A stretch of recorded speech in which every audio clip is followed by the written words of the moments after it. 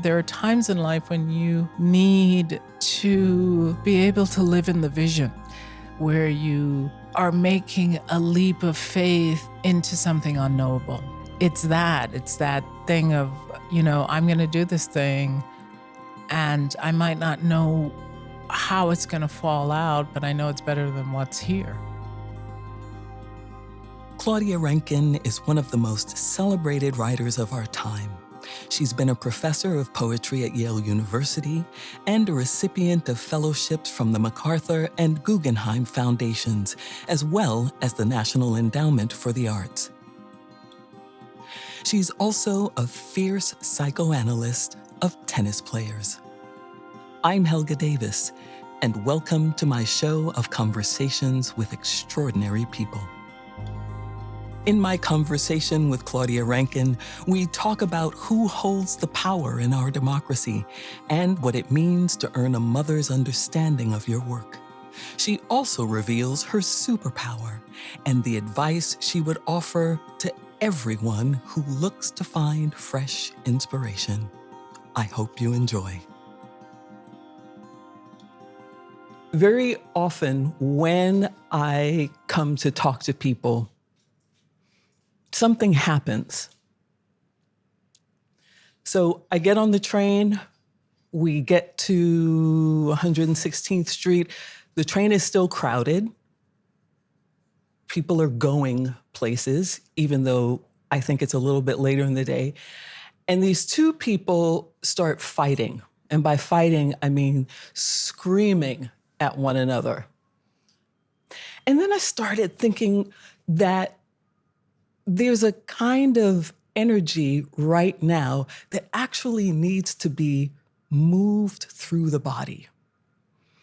And that can be true of all actions, whether it's joy, whether it's fear, whether it's anger, that it wants out through the hands, through the mouth, through the eyes, through the pelvis, through the feet, through the legs. It wants out. And then I started wondering, what are all the things that people are tired of? And then I had to get out my pad so that I could write them down because I knew that I wasn't going to remember. So masks, wear them or don't wear them. No, I'm not wearing them anymore. Inflation, vaccines, the recession, the words BIPOC and EDI. The subway fares are getting ready to go up, or there's talk of it because the MTA says that it won't recover from the budget deficits. And here's where I started to laugh. I was sitting right in front of the sign that said, "Let us do the math." I would have loved to, yeah. And, in part, it's an opportunity to feel that you could be tired of all of these other things on the list, but that somewhere, someone is going to give you something. They're going to take care of you. They're going to ease whatever discomfort, whatever financial challenge. And for the most part, it's just not true. As you were telling your story, I couldn't help but thinking of Jennifer Lewis singing, "Ain't Nobody Got Time for This." I feel like just across the board, even maybe globally, we're in a "ain't nobody got time for this" kind of way. But that came, her voice just came into my head as you were telling the story about the frustrated. Do you feel frustrated too? I do. I frustrated in a mathematical kind of way, actually. I think that right now it's hard to know what all of this adds up to. And we're in a moment where government doesn't seem to equal government. Climate change is behaving in the manner in which it was described it would behave. And yet we have no idea what or if there is a solution. You know, maybe the heat of the planet is the solution, and we're thinking there's some other solution. You know, maybe we're just on that road, and the road is itself the solution to everything that we put into the atmosphere over centuries. You know, so it's hard to know if it's even frustration. It's I think a lot about where the power and powerlessness comes from right now, because you are not supposed to approach people. You're not supposed to trust the health of anybody. You're not supposed to touch anything. You're not supposed to, you know, it's Talk about anything. Talk about anything. Slavery was involuntary. Relocation, apparently. You know, all kinds of. I'm glad that's sorted out now. I'm glad the math was done on that one because, you know, I was a little confused. So it's a moment that is illogical in some ways and predetermined in other ways. There's a spiritual leader I love whose name is August Gold. And she always says, if you want to know what you want, look at what you have. Yeah.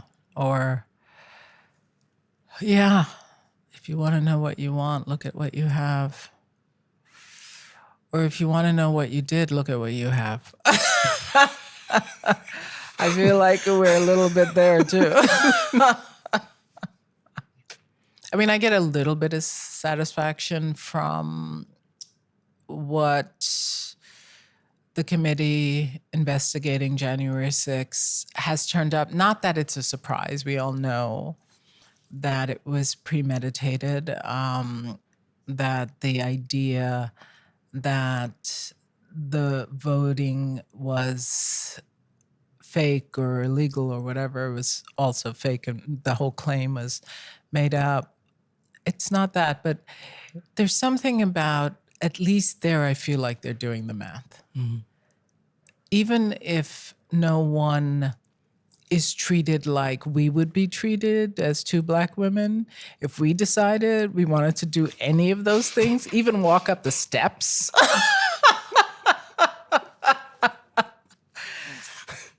you know, let's just put that aside. Let's not go there. But there is some satisfaction to that. But it's really hard to know. Are there things now that you feel you're learning anew? And I don't mean even about the pandemic, about any of that. What, you like how I said that? Not any of that. Any of that. Ain't nobody got time for this. No, I know what you mean. You know, as I am about to turn 60 soonish, I really have been thinking a lot about agency and authority and where it comes from. I'm thinking a lot about the fact that the swing vote is in the hands of white suburban women. And what does that mean about what they think their agency is? How do they think about authority? Did they go to the suburbs to give up on authority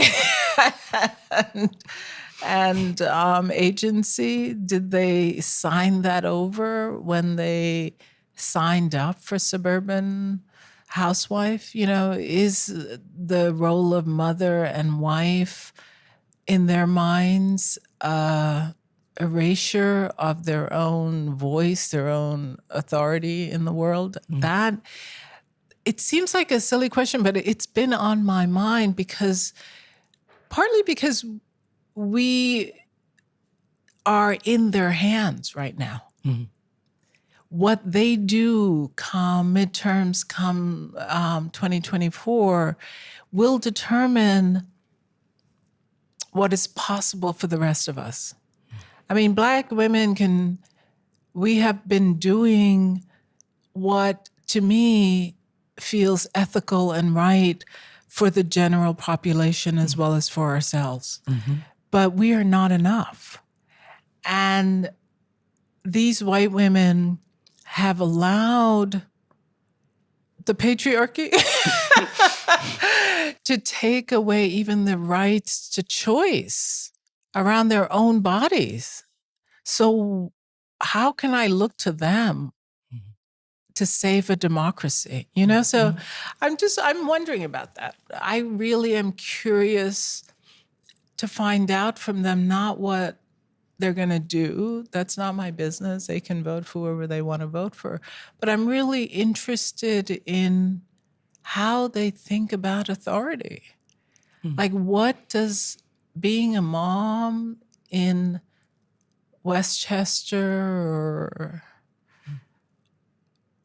Connecticut or wherever they live, and, maybe we don't think New York is a problem, but, everywhere has the suburbs. Georgia has their suburbs. And those women who could change the course of this country. I mean, I went to college with them. I went to graduate school with them. Where are they? What are they doing? Did they sign some secret document I don't know about that says it's okay for this to be happening to all of us? But do you think that the agreement that they made to go to that school and to that graduate school was already casting them in a way of deciding or not deciding what was good for them? I don't know. I mean, I think adjacency to power must be really seductive. I mean, we don't have that as part of our story. But they do. They are able to marry people who give them a life that maybe they dreamt about. And so that's all I can think. But I feel like, maybe that's reductive. Certainly, we're not talking about all white women. I know that. But as we look at who holds the swing votes in these red states and blue states, everywhere in this country, that is the population. So what will allow them to swing in my direction? That's what I'm wondering. Because I want to live. I want you to live. I want us to be able to do, what we want to do and have children when we want to have them and do the things that contribute to a livable life. So,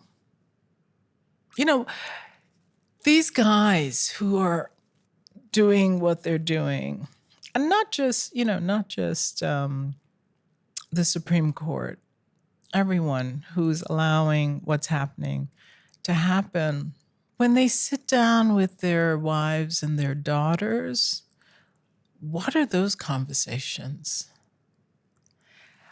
I don't know. Like, I don't know. I'm not going to project. I'm not going to pretend to know. I'm not even going to judge. I'm just curious, because you said, what am I learning? I'm learning that I don't know. I really don't know, because I don't know how we can know what we know and still be here again. So that is my humble pie. And inside the pie, you've also said we're not enough, that Black women are not enough. In terms of numbers, we aren't. We aren't enough. I was just reading a conversation between Baldwin and Audre Lorde, which you know all about. And there's a point where Baldwin says, we are powerless, but maybe our power is the fact that we are a nuisance to the power.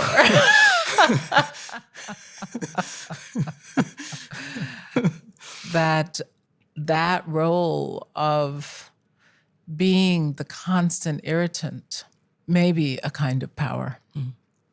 So we're not enough in numbers, but certainly we have been an irritant. I was in LA and I just happened in on the ICA art gallery, and there was a neon sign that said Maxine. And that was it. And of course you knew it was Maxine Waters. And this idea of reclaiming your time, was fantastic. But it was just this beautiful blue neon sign, Maxine. And that's what I mean. Like, you go. That's all I have to say about that. You go. During the run of Help at the Shed here in New York, you had a night that was called Blackout. Tell me what that was about for you.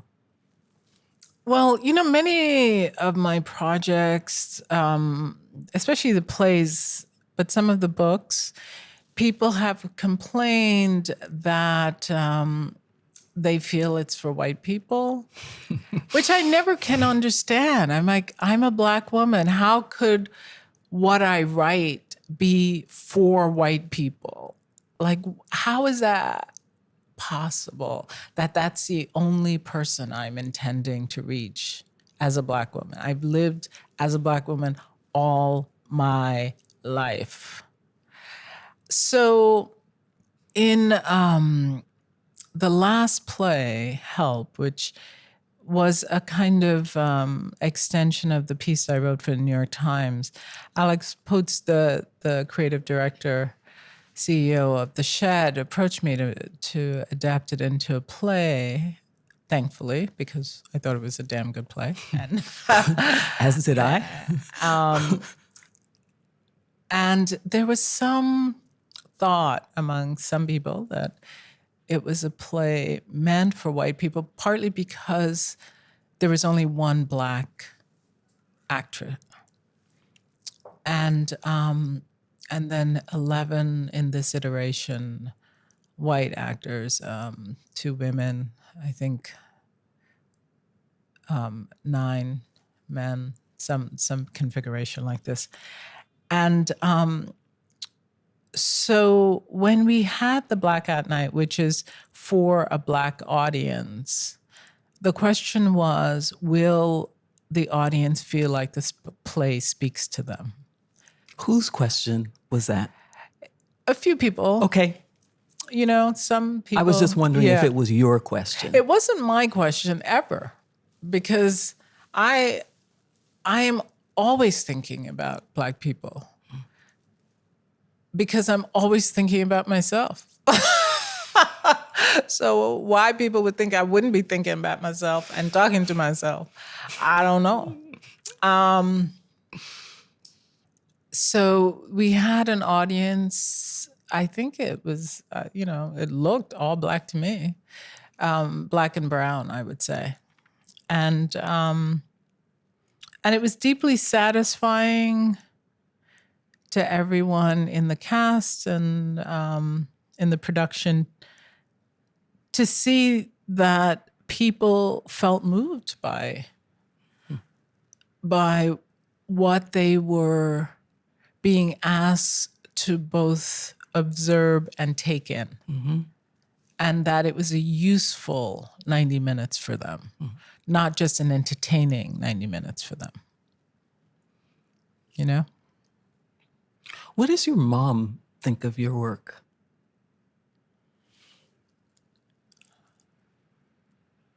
You know, my mom didn't get to see the play. She was going to come.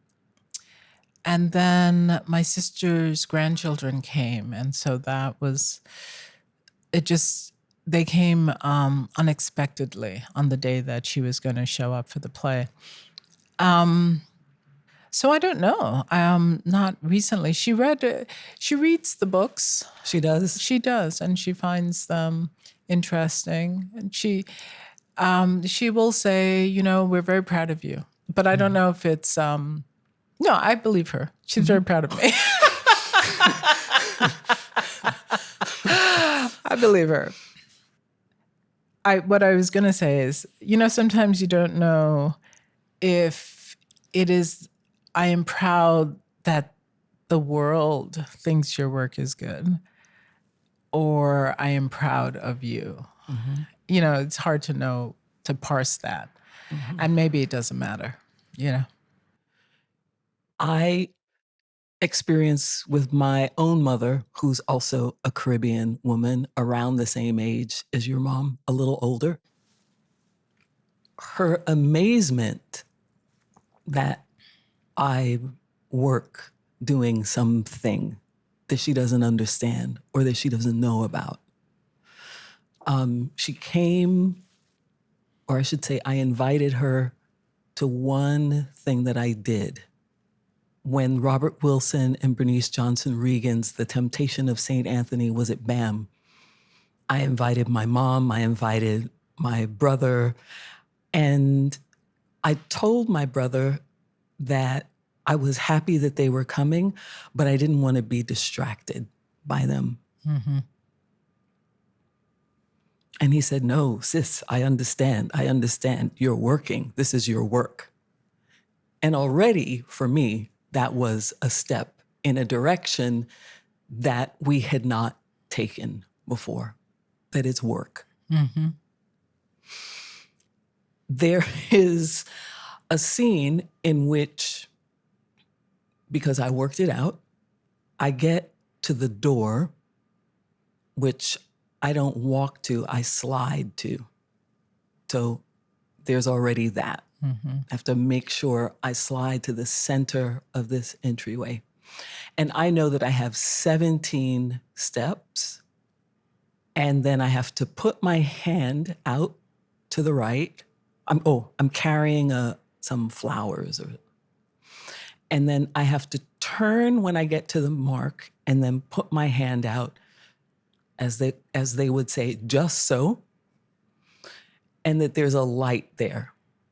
And the thing that I'm carrying should be in the center of the light. I got it. But I've worked it out, so I'm not worried about it. I do my slide, I turn slowly in the doorway, I begin my 17 steps, and I see my mother, my brother, my brother, my brother, my sister-in-law, my sister-in-law, my sister-in-law, my niece, in the front row. And I walk down, I do my thing, I turn, I get my flower bush in the light, and my mom stands up and applauds. All right. God bless her.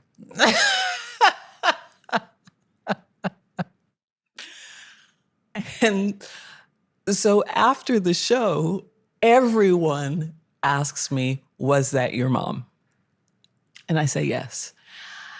And I don't know if it's because I was whatever age I was when I was doing that, or because I worked so hard to get it right.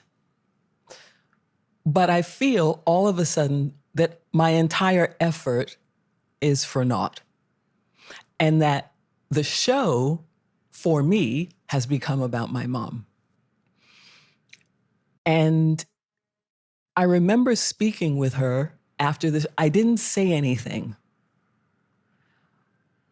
but that then she began to name all the people she told how excellent I was and how good Helga was. And I did my best to receive that in light of the fact that I also felt that the moment wasn't about me, that it was about her. Well, as a mom myself, though, I kind of feel like maybe she was just pulled up from that chair. Not even In a Pentecost kind of way? in a Pentecost kind of way, that it was an amen moment. It was like, my child wanted to do that and she did it. Because I was up on my feet with her. Except that you wouldn't have done it. I wouldn't have done it, but I go to the theater all the time. Maybe she doesn't. Maybe the protocol of she that, my mom went with me. I remember I took her to Rutgers, actually. I had a reading there, and she was in New York, and I was in New York, and I said, "Why don't you come with me?" And it was a kind of watershed moment in terms of her understanding what it means to share your work publicly. Because ever since then, she has been much more understanding, say, of my travel. Before she would say, "Why are you traveling so much? You shouldn't travel so much." But now she'll say, "Oh, you're giving one of your readings." And I'm like, "Yeah, I'm giving one of my readings." And so that sense of coming into the world and not just seeing what it looks like, but seeing that it mattered to her too, that the content of the work was something worth listening to and engaging. And so it moved out of the world of abstraction and into a world she understands, which is very pragmatic. And, you do this thing and you get something from it. Do you have that also? Do you have that too? A sense of pragmatism in the world? I think so. I think that's why I'm wondering what the white women are going to do. Because all those nice swing voters out there. Because I think actions are tied to actual consequences in terms of what you can and cannot do and what things look like. And all of it, what your child has access to, how safety works in the world. I mean, I do think it's often a one-to-one relationship.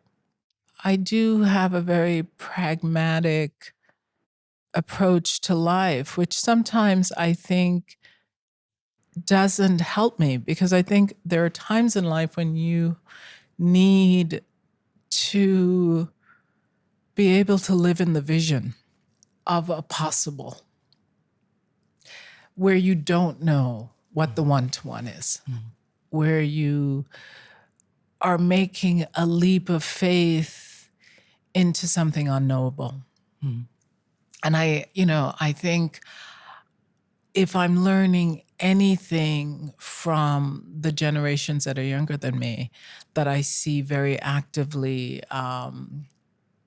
creating interventions in the world that we are in right now, it's that thing of, I'm going to do this thing and I might not know how it's going to fall out, but I know it's better than what's here. So it's been interesting to try and live beyond the practicalities, trust beyond what you think you know. you know? And to hold actively the idea that what you know is only part of it and can only be part of it. Because you gotta hope it's only part of it. Because that part is not looking so good. So I I really hope that I hope that the large, and I do believe it actually. I do believe that what can be known by me is only a small part of what can be known. And so I just hope that we have access to the other part soon.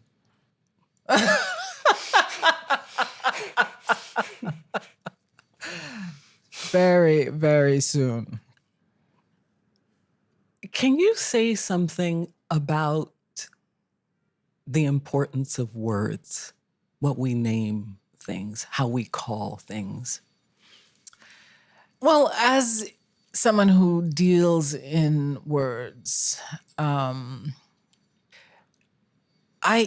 find them fascinating in the sense that the right order can give you so much more than the stated thing, whatever the statement is. If the words are in the right order, if they sit in the right paragraph, if they own their punctuation in the right way, they can do so much for you or not.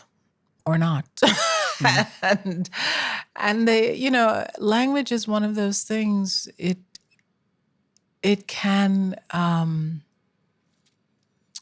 enter or not. I was reading something today about one of Adele's songs and how, John was reading, that's what it was. John was reading Noir's book, Animal Joy, and she was writing about how psychoanalysts are interested in Adele's songs because people have such profound reactions to them.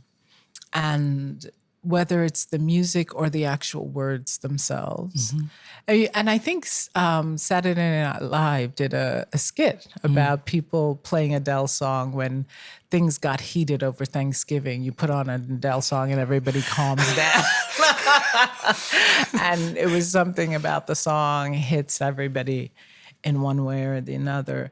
But I think that's true for a great novel or a great poem, that it lives in you and it's really all about the order in which those words appear. And so I know this is hyperbolic, but I love language. And you should say, you should marry it then. And I would say, I did. I don't have to say anything. But I do. I'm fascinated by conversations. I love sitting on public transportation and listening to people's conversations, because it's not that, they're people. So what they're saying has been said 1 billion times before, but not how they say it.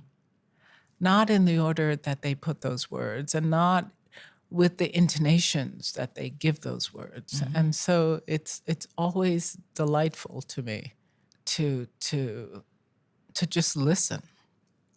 I did hear a wonderful split-second conversation the other day between a mother and a son. Oh, yeah? I have to find it so I can read it properly. Ooh, I ripped the cover off my little book there. All right, let me turn it right side up. Here it is.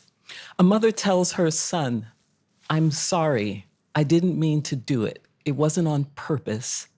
Sometimes you just have to move on."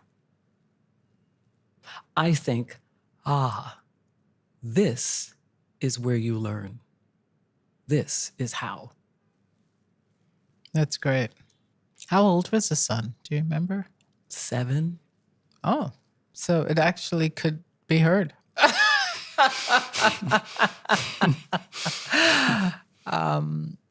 Yeah, I remember when my daughter was that age. The things you say, they were heard before they start Talking back. before they're like, ain't nobody got time for this.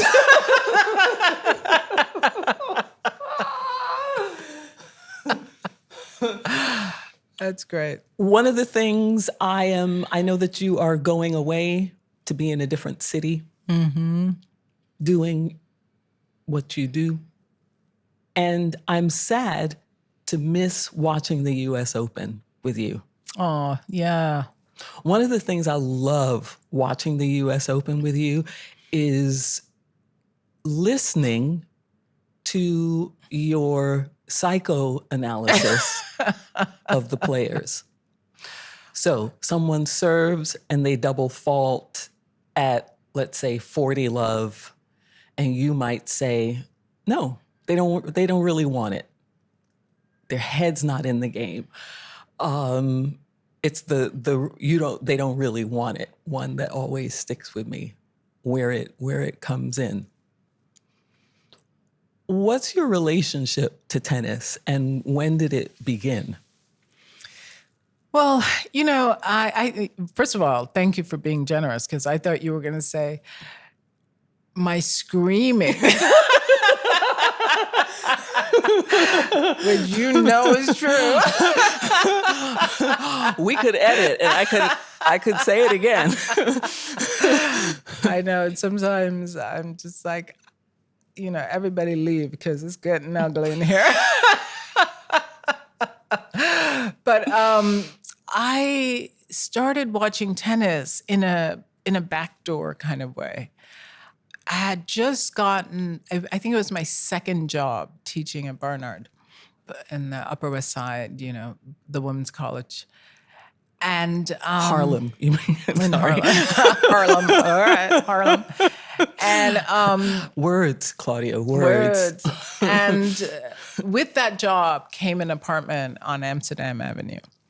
It was part of my contract. And so John and I lived in this apartment, this little apartment, so that if you were in the bedroom and John was in the living room watching golf, which is what was happening, Tiger Woods in his heyday, I would be trying to read in the bedroom, and all I would hear is, Tiger Woods! Tiger Woods! But then I would hear things like, is that legal? Is that legal? Can he really do that? Is he cheating? Is that legal?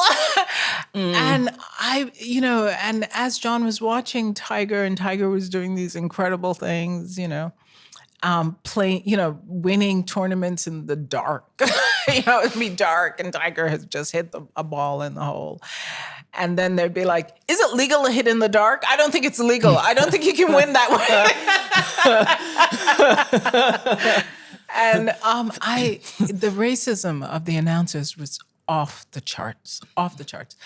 And so the Williams sisters were just coming up around that time. And I thought, oh my God, if it's like this for Tiger Woods, who they love him so much that they hate him.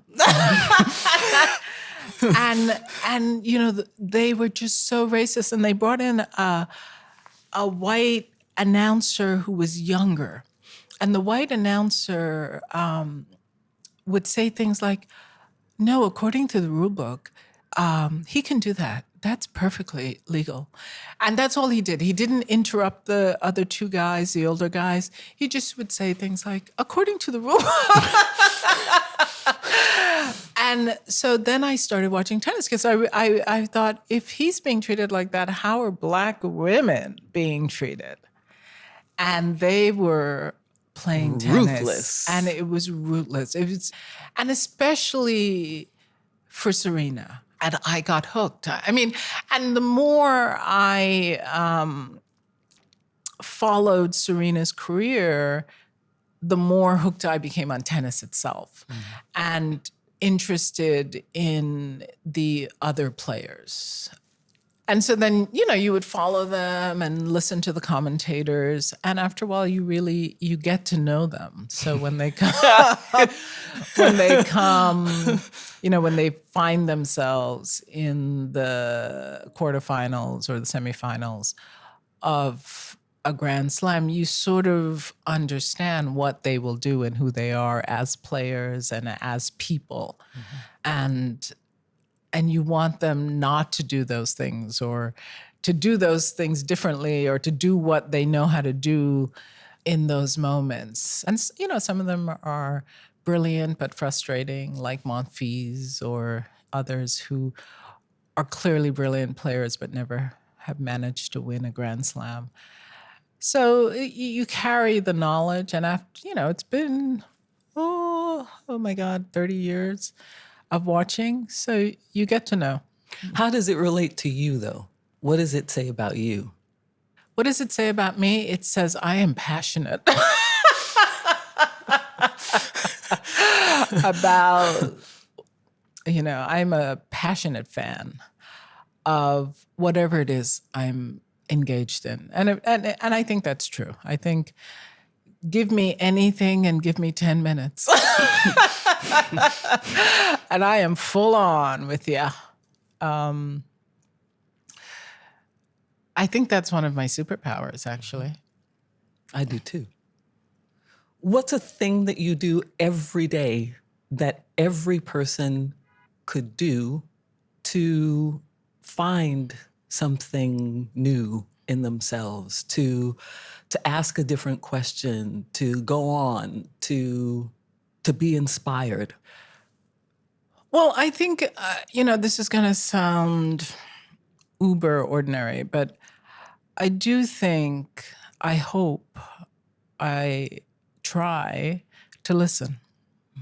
And if I feel like I'm in danger of not listening, I will write down, listen, on a piece of paper. If I think I'm going in here and I might not listen, I will write down, listen, because I think it's so important to hear what somebody is really telling you. So I hope those people in my life and the people who are in my life briefly feel that, because I'm trying. I am trying to hear and to know. And it's not because I feel I have a lot of boundaries. I spend a lot of time making sure my boundaries stay in place. So it's not that I feel like I will give myself over, but I want to be able to act accordingly. I want to give to the other person as much as they need while keeping myself erect, keeping myself standing. And the only way to do that in a way that's equitable and feels good so that I can go on to the next moment, not regretting the moment before, is really listening, really being attentive both to my own needs and to the needs of people around me. But it's like anything worth doing, it's work. Yeah. And you have to remind yourself to do it and not to go into autopilot and not to think you know.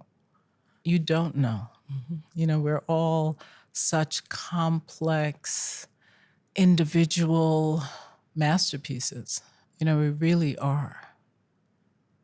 And capable of breaking. Capable. From the pitch comes the shape of things to come. I know this and open my eyes, knowing you are already somewhere shaping the black. Thank you. Thank you. My love, that was so much fun. That was fun. That was my conversation with Claudia Rankine. I'm Helga Davis.